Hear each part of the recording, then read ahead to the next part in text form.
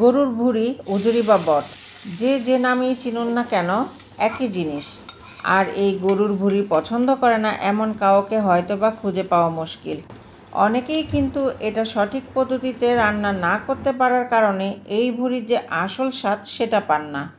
আমার এই রেসিপিটি ফলো করে রান্না করলে এই গরুর ভুঁড়িই হবে আপনার সবচেয়ে পছন্দের খাবার। হ্যালো এভরিওয়ান, আসসালামু আলাইকুম। আমি মারুফা।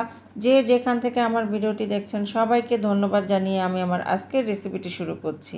আমার আজকের রেসিপিটি হচ্ছে গরুর ভুঁড়ি ভুনা। এই রেসিপিটির জন্য গরুর ভুঁড়ি নিয়েছি 1.5 কেজি। গরুর ভুঁড়ি পরিষ্কার করে ছোট ছোট টুকরা করে কেটে নিয়েছি। প্রথমে ভুঁড়ি পরিষ্কার করে ধুয়ে নিয়েছি। পরিষ্কার করে ধুয়ে নেওয়ার পর গরুর ভুঁড়ি একটা কড়াইয়ে দিয়ে সামান্য পরিমাণ লবণ ও সামান্য পরিমাণ হলুদ দিয়ে ভাপিয়ে নেব। এতে গরুর ভুঁড়ি দেখতে ভালো লাগবে এবং ভুঁড়ি থেকে গন্ধ কমে যাবে। ভুঁড়ি ফুটে উঠলে পানি ঝরিয়ে নিব। ভুঁড়ি এখন দেখতে সুন্দর লাগছে। ভুঁড়ির মধ্যে যে কালো কালো দাগগুলো থাকে এই হলুদ আর লবণ দিয়ে সিদ্ধ করার ফলে এটা অনেকটাই কমে যাবে। এই পদ্ধতিতে আপনারা খাসির ভুঁড়ির গন্ধও দূর করতে পারেন। এখন চুলায় একটি কড়াই বসিয়ে দিয়ে দিব পরিমাণ মতো তেল। তেল গরম হয়ে এলে দিয়ে দিব 2টি তেজপাতা, 4 টুকরা দারুচিনি এবং 4টি এলাচ। 30 সেকেন্ড পর সুন্দর একটা স্মেল বের হলে দিয়ে দিব 1 কাপ পরিমাণ পেঁয়াজ কুচি।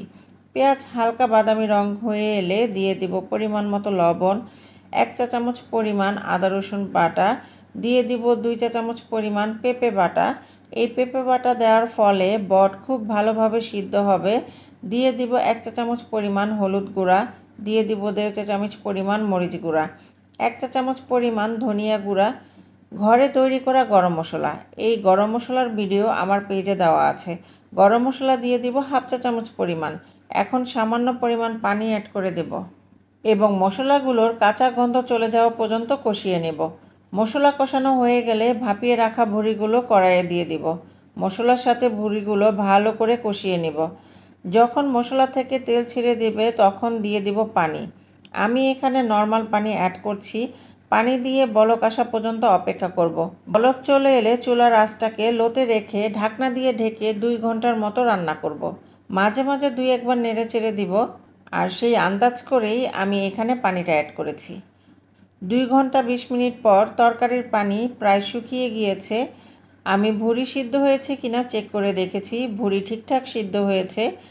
নর্মালি ভুঁড়ি সিদ্ধ হতে 2.5 থেকে 3 ঘন্টার মতো সময় লাগে। গরু ছোট কিংবা বড় হিসেবে ভুঁড়ি সিদ্ধ হতে সময় কম বেশি লাগে। এই ভুঁড়ি সিদ্ধ হতে সময় লেগেছে 2.5 ঘন্টা। এখন দিয়ে দিব ভাজা জিরা গুঁড়া 1/2 চা চামচ পরিমাণ। দিয়ে দিব 1/2 চা চামচ পরিমাণ শাহি গরম মশলার গুঁড়া।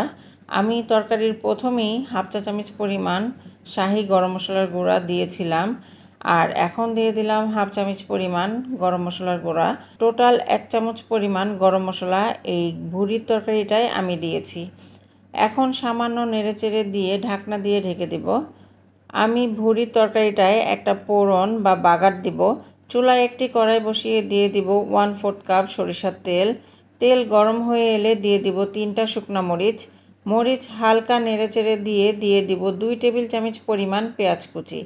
পেঁয়াজ কুচি রেড ব্রাউন হয়ে এলে ভুঁড়ির মধ্যে এই বাগারটা দিয়ে দিব এবং আঁচটাকে লোতে রেখে সাথে সাথে ঢাকনা দিয়ে ঢেকে দিব 1 মিনিটের জন্য। 1 মিনিট পর এই পর্যায়ে ভুঁড়ি রান্না পুরোপুরি কমপ্লিট। এখন এটা পরিবেশনের পালা।